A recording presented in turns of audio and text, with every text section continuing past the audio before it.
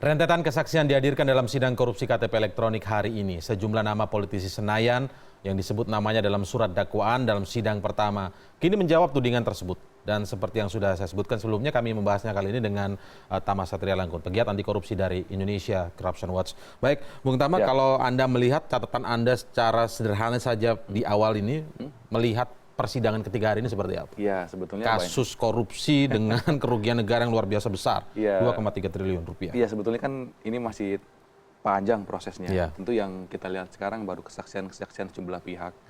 Fakta-fakta menarik yang sebelumnya sebetulnya kan juga sudah hal menarik itu banyak sekali. Ya. Misalnya pengakuan bahwa betul menerima, bahwa betul melakukan, walaupun dibantah. Misalnya dalam kasus Pak Gamawan misalnya, dia menerima uang walaupun alasannya misalnya untuk berobat. Ya. Untuk bertahan dan lain sebagainya. Tentu ini menjadi hal yang sebetulnya orang dulu ragu, mana mungkin Pak Gamawan. Tapi mulai terang beneran mulai pelan-pelan. Kelihatan. Sekarang makin ya? kelihatan betul. Kemudian juga skema-skema misalnya peran aktifnya di mana. Kalau dia tidak keuangan kan sebetulnya Miriam ini kan menjadi penyambung ya. Kalau misalnya ada Pak Khairumam yang kemudian menyuruh, meminta dan segala macam melalui Miriam. Ini kalau kita lihat dari konstruksi yang dibangun di dakwaan. Tentu surat dakwaan ya. Ya, ini kan sudah mulai kelihatan sebetulnya. Bagaimana perannya, apa yang terjadi makin terang begitu. Walaupun misalnya pada akhirnya ada pencabutan keterangan, tentu ini kita hargai sebagai hak. Hak ya. Ya, tentu itu sebagai hak. Tapi ini kan semuanya sudah dilakukan, sudah diambil keterangan. Kemudian juga sepanjang para penyidik KPK mengambil keterangan dengan ketentuan yang benar, menurut saya ini nggak akan jadi masalah yang besar buat KPK. Jadi surat dakwaan yang dibacakan di sidang perdana, sidang pertama begitu. Disebutkan nama-nama, masih mungkin beberapa pihak masih terbelah begitu ya. Ada yang yakin betul, ada yang tidak yakin betul. Tapi begitu mulai kedua, ternyata Pak Gamawan terima. Tapi dia kan alasannya masih begini, gitu kan. Itu sudah mulai terang benderang perlahan-lahan. Sudah mulai makin kelihatan konstruksinya. Alur dari keterangan Miriam S. Haryani ini hari ini juga semakin menunjukkan bahwa ternyata betul juga nih surat di dalam surat dakwaan begitu ya. Persis. Jadi memang kan orang selama ini ragu kan, apa mungkin uang sebanyak itu bisa beredar di DPR. Nah, sekarang sudah mulai makin terbuka. Sisi-sisi soal di pengadaannya betul ada pengaturan sudah mulai terbuka. Betul ada penerimaan uang mulai terbuka. Di DPR juga begitu, ada proses yang dianggap masalah dalam pelanggaran juga sekarang mulai terbuka. Nah, tentu ini menjadi hal yang menurut saya perkembangannya bagus begitu. Nah, mungkin di sisi lain yang perlu kita lihat adalah terkait dengan kesaksian. Karena kalau kita lihat biasanya beberapa perkara yang kita pantau prosesnya, KPK tidak menjadikan kesaksian itu dia hanya berdiri sendiri. Kan kadang-kadang dia punya alat bukti. Kalau kemudian dua alat bukti yang dia miliki, salah satunya adalah kesaksian, tentu KPK ada keraguan buat menaik ke proses persidangan. Tentu harus ada yang lain. Karena apa? Kekhawatiran seseorang mencabut pernyataan atau BAP-nya itu sudah hal yang sudah diantisipasi. Seperti yang terjadi hari ini. Karena ini bukan pertama kali. KPK juga pernah mengalami beberapa perkara sebelumnya. Nggak cukup kesaksian ya? Kesaksian karena apa? Ada beberapa yang misalnya dia kesaksiannya dia cabut. Atau misalnya yang lain kondisi paling buruk saksinya meninggal atau hilang. Nah ini kan kemudian akan membuat pembuktian KPK akan menjadi persoalan. Padahal di sisi lain KPK tidak punya kewenangan buat menghentikan penyidikan, KPK tidak punya kewenangan buat menghentikan penuntutan. Walaupun sekarang sedang diusulkan dalam revisi. Betul, dia harus jalan terus. Makanya apa? Untuk jalan terus dia tidak mungkin mengandalkan cuma dua alat bukti yang minimal saja. Tidak mungkin ngawur dan mengandalkan satu begitu ya. Betul. Tentu akan dia banyak bukti yang dia coba. Dan pandangan saya pasti lebih dari dua. Ada bukti-bukti lain yang dia miliki. Pasti. Karena seperti yang dikhawatirkan, seperti yang terjadi hari ini begitu ya. Persidangan ketiga, terutama untuk menghadirkan saksi, berarti di dua persidangan sudah ya. Itu diwarnai dengan bantahan, dan sekarang bantahan dan tangisan. Ya. Kita coba akan melihat dulu cuplikan dari persidangan hari ini. Ada kesaksian atau cuplikan kesaksian dari Miriam S. Haryani dan juga ada Teguh Juwarno. Berikut ini. Ini keterangan saudara semua. Ini di berita acara saya mengutip keterangan saudara. Semua saudara tidak mengakui. Sekian. Tidak pernah. Waktu saudara diminta keterangan di penyidik gimana? Dipaksa? Betul sekali Pak Mulia. Seperti apa paksanya? Saya diancam Pak. Diancam seperti apa? Sama penyidik. Diancam seperti apa? Saya baru duduk. Saudara sebagai anggota Dewan Terhormat diminta keterangan masa diancam apa iya? Itu yang terjadi Pak. Saya diancam. Diancam seperti apa? Sama penyidik 3 orang. Iya, kenapa? Jadi waktu saya dipanggil 3 orang, Siapa saja? Seingat saya, yang satu namanya Pak Novel, yang satu namanya lupa saya, yang satu namanya seingat saya Pak Damanik. Waktu pas saya baru duduk, dia sudah ngomong begini, Pak. Ibu, tahun 2010 tuh mestinya udah saya tangkap. Terus, habis gitu saya ditekan-tekan lagi di Tahun situ. 2010 mestinya saudara sudah ditangkap. Iya, kata Pak Novel begitu, Pak. Iya, kenapa mau takut, mau ditangkap? Tentu ada alasannya. Ya saya nggak tahu, Pak. Gimana ini? Saya ditekan, terus saya tertekan sekali, Pak, waktu saya di sini. Saudara pernah enggak membagi-bagikan uang? Tidak, Pak, saya tidak pernah. Yang pertama, Pak, yang mulia, fakta yang ingin saya sampaikan, Ibu Mustokoweni meninggal pada tanggal 18 Juni 2010. Dia anggota DPR juga ya? Beliau adalah anggota DPR. Meninggal tahun? 18 Juni 2010. Jadi adalah tidak masuk akal terjadi pembagian uang di ruangan beliau. Bahkan di situ disebutkan beliau juga salah satu penerima. Bagaimana mungkin orang yang sudah meninggal menerima pembagian uang? Di halaman 15 dalam dakwaan juga dinyatakan sekira Agustus 2012, Saudari Miriam Haryani ini membagikan uang secara bertahap dengan perincian sebagai berikut. 4 orang pimpinan Komisi 2 DPR yang terdiri dari Herman Harap, Gajar Prawowo, Teguh Juwarno, Taufik Effendi. Yang mulia, saya membawa dokumen dan bukti-bukti. Pada tahun 2012 saya sudah bukan anggota maupun pimpinan Komisi 2. Saya hanya menjadi anggota dan pimpinan Komisi 2 sampai tanggal 21 September 2010. Jadi sungguh sangat jahat dakwaan ini, maaf tuduhan ini kepada kami, karena kami sudah tidak mungkin berurusan dengan persoalan ini. Coba kita akan ulas satu persatu ya. Kita mulai dari yang terakhir dulu, Teguh Juwarno tadi. Dia menyampaikan sepertinya firm ini, menyampaikan argumennya, bantahannya begitu.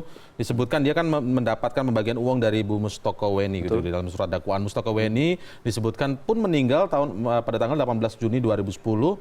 Tidak masuk akal pembagian uang di rumah beliau karena sudah meninggal di rumah Mustokoweni. Ini saya kutip kata perkatanya ya. Dan tidak mungkin Mustokoweni terima jika orang sudah meninggal. Betul. Bagaimana Anda melihat ini argumen yang dibangun ini? Karena mungkin dalam surat dakwaan disebutkan ada pembagian uang di saat setelah tanggal 18 Juli 2010 itu. Dalam konteks pembuktian, jaksa harus membuktikan apa yang dia dalilkan. Tentu misalnya ketika dia mengatakan ada pembagian uang, membagi uang, dia harus buktikan. Membagi uang itu siapa kepada siapa, siapa yang menerima, di mana tempatnya dan tanggalnya. Ini tentu masih dalam tahap proses yang sedang berjalan. Dalam konteks ini tentu ya kita juga menganggap itu hak ya. Dia bantah, dia tidak terima. Bahkan dalam konteks pembuktian, dia diam pun sebetulnya juga itu hak. Sebetulnya bagi para saksi-saksi yang diperiksa. Ketika ditanya diam sendiri persidangan itu sebetulnya bisa hak ya? Boleh gitu ya. Ada istilah namanya Miranda silent ya. Itu boleh sekali.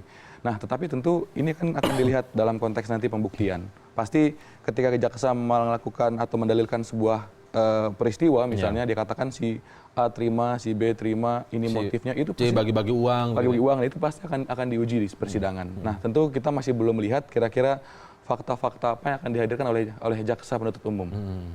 Untuk jadi maksudnya nggak sesimpel. Ya, tidak sederhana misalnya ketika dia bantah, oke nggak selesai, oh ini nggak ada. Tentu ketika dia mendalilkan, KPK punya tanggung jawab untuk membuktikan.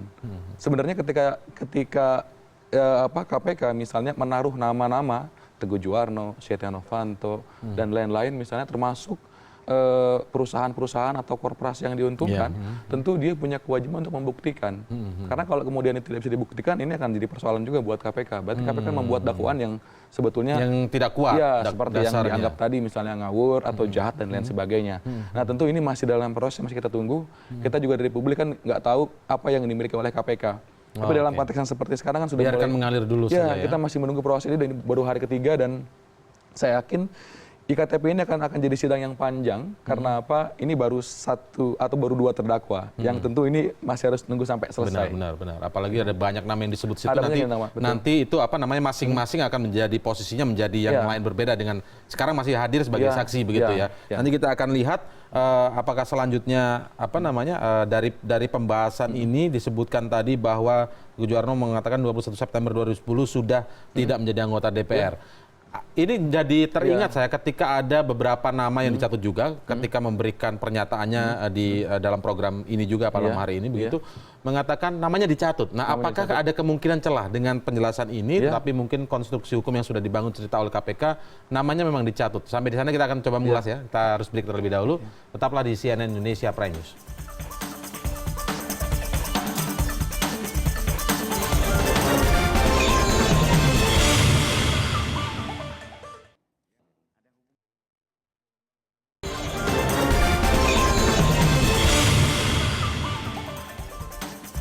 Ya, kembali saya akan mencoba mereview lagi begitu ya apa yang disampaikan oleh Teguh Juwarno dalam persidangan hari ini. Teguh Juwarno mengatakan bahwa Bu Mustokoweni meninggal pada 18 Juni 2010, tidak masuk akal ada pembagian uang di rumah Bu Mustokoweni, dana apalagi dia disebutkan juga sebagai penerima, apalagi mau berbagi-bagi uang itu artinya tidak mungkin terjadi. 21 September 2010 disebutkan Teguh Juwarno juga bahwa dia sudah berhenti menjadi dari Komisi 2. Nah, tapi pertanyaan begini, apakah mungkin ini kemudian menjadi celah bahwa nama-nama mereka ini dicatut oleh orang tertentu? Betul. Dalam konteks celah, ini memang sedari awal sudah kita sadari ya. Ketika kita membaca dakwaan satu persatu, kita lihat konstruksi yang dibangun oleh jaksa, itu kan ketika ada saksi yang menurut kita adalah saksi kunci, itu sudah meninggal. Ini kan sebetulnya jadi pertanyaan. Misalnya satu Mustokoweni ini meninggal, padahal kalau ngeliat dari peran, uang timbul di sana, dia kemudian mengetahui persis bagi-bagi dan segala macam. Kemudian juga saksi lain ada juga yang meninggal, Burhanuddin juga meninggal. Jadi ada betul sekali. Jadi ada dua yang menurut kita ini punya peran sentral. Karena apa? Dia menjadi katalisator antara penyedia barang dan jasa, pengusahanya, kemudian dengan terdakwa. Kalau dalam argumentasi di persidangan kan jelas, menurut jaksa lewat dakwaan dia katakan bahwa Ibu Miriam ini dia yang meminta uang pertama kali misalnya 5 miliar buat proses di DPR dan segala macam. Tentu ketika ini putus, ini akan jadi Berarti ini celah yang sangat serius menurut karena ini kan sudah dakwaan ini dibangun oleh KPK sebenarnya. Betul sekali. Ketika membangun dengan ada celah yang disadari celah, Anda saja melihat ketika melihat saja sudah terlihat celahnya sebenarnya. Tapi kan kita juga lihat ini rentan. Ya, tadi ada emang kita kan publik karena kita tidak memegang dokumen, tentu kita hanya lihat dari dakwaan yang dibangun. Tetapi kan KPK sudah menjanjikan, KPK sudah mengatakan bahwa walaupun dia meninggal, kita sudah punya kesaksian yang cukup kuat. Nah, ini yang sekarang kita tunggu. Kira-kira apa yang mau KPK buktikan? Kita masih bergantung pada itu. Nah, tetapi kalau ngelihat dari konteks tapi celah ini sangat serius ya. Menurut saya ini menjadi celah yang penting ya, karena apa? Posisi dia sangat sentral tadi. Misalnya dia menjadi katalisator, dia yang meminta dan dia bilang ya, dan ada beberapa juga mungkin frasa-frasa yang coba saya lihat dalam dakwaan, misalnya kata akan. Dia minta kepada pengusaha atau kepada terdakwa menyiapkan uang diambil dari para pengusaha atau penyedia barang dan jasa, kemudian uang itu akan diberikan. Nah, kata akan ini ada beberapa kali yang walaupun ada beberapa yang mengatakan ya ini langsung diberikan, langsung diterima, tapi ada yang mengatakan akan diberikan. Nah, mungkin kata akan ini akan juga menjadi salah satu hal yang kita tunggu. Apakah akan ini itu betul-betul sudah terjadi atau belum? Nah, tentu ada banyak pertaruhan dalam perkara IKTP karena apa?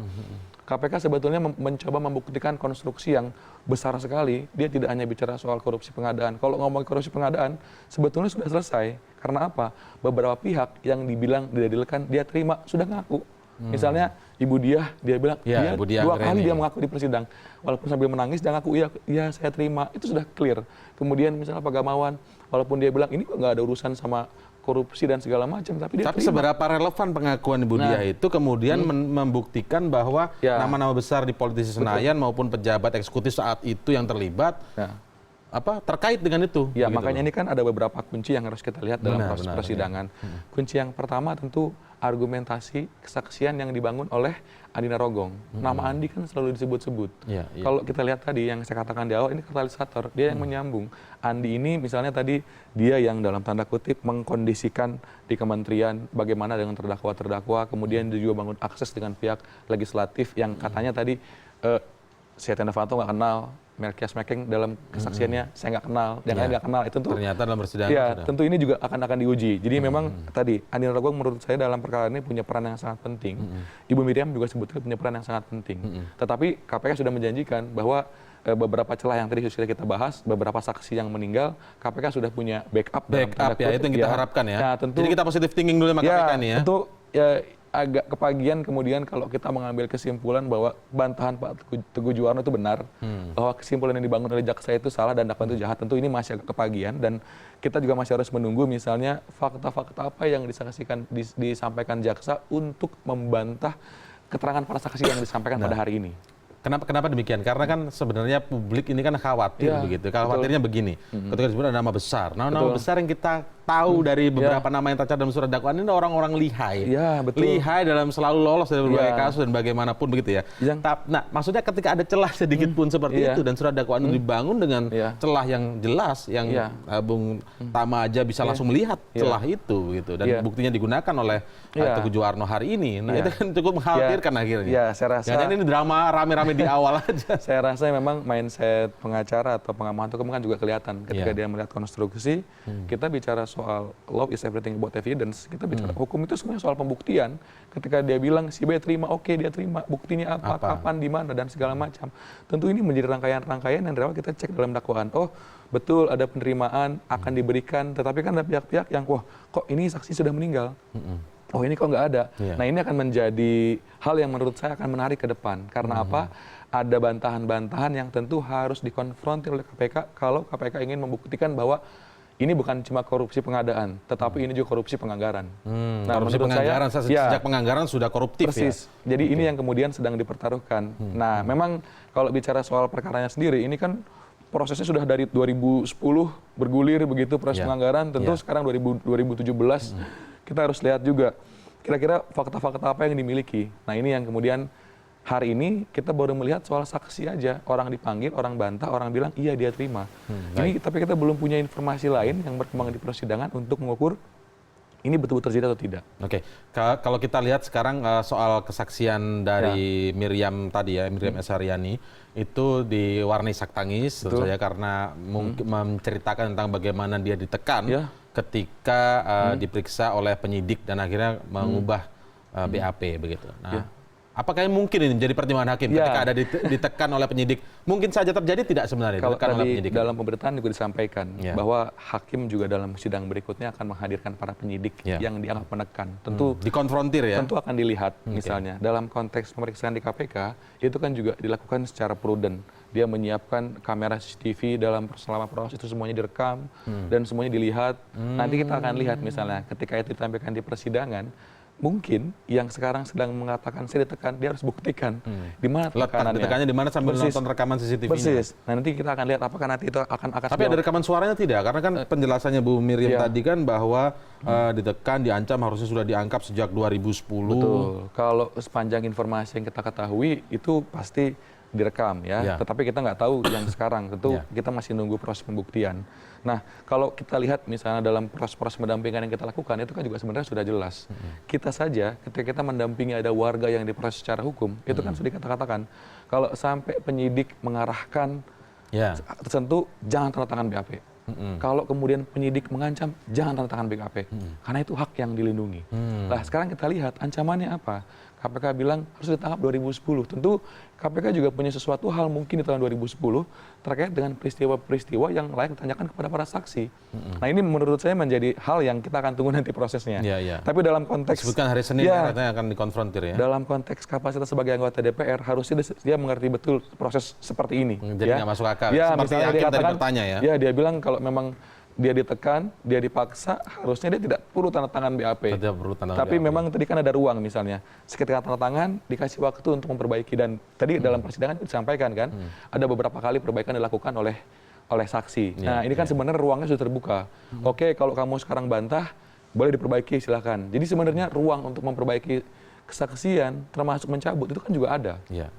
Nah ini yang nanti kita akan tunggu bagaimana prosesnya. Tapi begini, Mas Tama, mungkin orang yang awam secara detail bagaimana proses persidangan ya. Kalau misalnya melihat yang terjadi hari ini itu kan terkesan seperti persidangan yang terdakwanya adalah misalnya hari ini Miriam, Teguh Juwarno, kemudian Taufik Effendi, kalau di persidangan sebelumnya mungkin Gamawan Fauzi, padahal sebenarnya terdakwanya ini kan Sugiharto dan Irman. Betul. Bagaimana relevansinya kesaksian-kesaksian yang disampaikan oleh beberapa nama politisi tadi bisa justru membuktikan nama Irman dan Sugiharto? Sebenarnya bagaimana sih konstruksinya? Ini kan kalau kita lihat ya, dalam pembuatan dakwaan sebetulnya kewajiban utama jaksa itu membuktikan dakwaan kepada pihak yang didakwakan. Nah, dalam bahasa istilah kan dia harus terang, bahkan lebih terang dari matahari, kira-kira begitulah istilah yang suka dipakai. Nah, kita lihat misalnya ketika ada didalilkan, oh dia betul-betul menggunakan uang, ada uang yang diberikan kepada DPR, kan kita lihat bahwa dalam konstruksi kan jelas bahwa ketika Miriam misalnya dapat uang, itu uang dari terdakwa. Itu ada kata kunci di situ. Nah, ini yang coba dia buktikan, betul nggak terdakwa memberikan uang? Betul nggak terdakwa kemudian menggunakan kewenangannya, ada penyedia barang dan jasa yang mau tender, diminta uangnya, uang diberikan sebelum lelang dilakukan. Itu betul nggak? Nah, jadi menurut saya ini bukan suatu hal yang terpisah. Bukan terpisah ya? Jadi nggak bisa dipisah. Karena orang melihat kesannya kok terdakwanya yang nama politisi-politisi ini. Persis. Tapi kan kita harus lihat juga, orang-orang yang sekarang dimintai keterangan sebagai saksi adalah orang-orang yang juga masuk dalam dakwaan sebagai yang menerima. Jadi sebenarnya ini saling terkait. Tadi dalam konteks pengadaan misalnya dijelaskan bagaimana peran para pihak. Di sisi lain, ketika anggota DPR dipanggil kesaksiannya, tentu itu sebenarnya untuk membuktikan terdakwa. Betul nggak tadi? Tapi kalau kemudian saksinya pada membantah sampai ada menangis dan lain-lain tadi, ini posisi terdakwa menjadi bebas, menjadi bisa kemungkinan lepasnya bisa. Kita harus lihat satu persatu memang. Satu sisi kalau dalam konteks pengadaannya sudah clear menurut pandangan saya. Nah, kemudian di sisi lain untuk yang nama-nama Miriam kan sebetulnya jaksa salah satu pegangannya adalah BAP.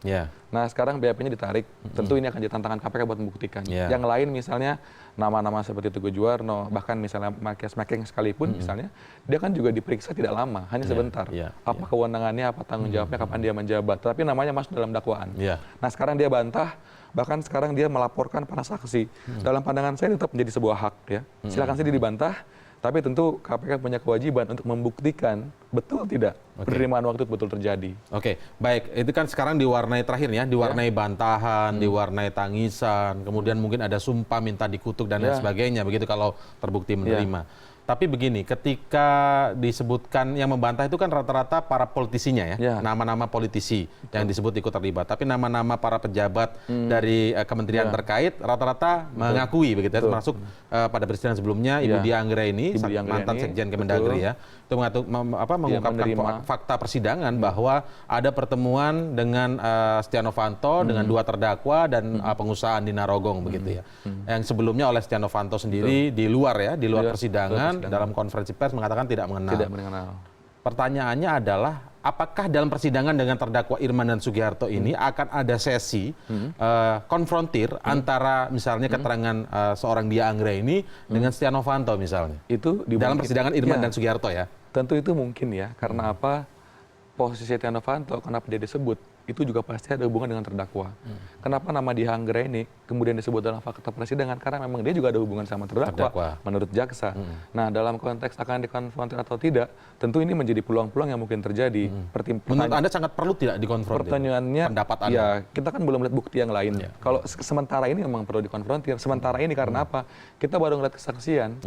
Kita belum melihat misalnya KPK menyaksikan, oh ini ada bukti aliran dana. Atau misalnya, oh KPK membuktikan, ini ada beberapa bukti penarikan uang di kas para perusahaan-perusahaan untuk diberikan kepada pihak-pihak tertentu. Kita belum melihat bukti-bukti yang seperti itu.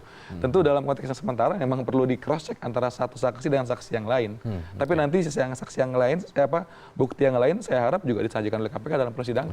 Baik, menarik analisis pada hari ini. Nanti kita akan lanjutkan atau lihat bagaimana persidangan selanjutnya. Apakah masih diwarnai bantahan-bantahan juga? Kemungkinan besar ya masih akan. Saya yakin ada bantahan karena beberapa nama belum sudah melaporkan saksi, berarti dia akan membantah semua yang disampaikan oleh jaksa. Memang masih ada beberapa nama besar yang belum dijadwalkan hadir ya, seperti nama Setia Novanto, nama Gubernur Jawa Tengah Ganjar Pranowo, nama Menkumham Yasona Lawli. Itu menurutnya masyarakat menantikan bagaimana keterangan mereka begitu sebenarnya, karena tidak bisa hanya melihat surat dakwaan. Ya, poinnya sih kalau dalam pandangan saya kalau memang betul-betul menerima, baiknya ngaku, karena apa itu kan mengurangi hukuman ketimbang dia membantah, bahkan ada efek yang mengurangi hukuman. Menurut saya itu menjadi sisi yang dipertimbangkan. Baik, kita lihat di persidangan selanjutnya. Terima kasih Bung Tama Setria Langgun atas analisisnya malam hari ini.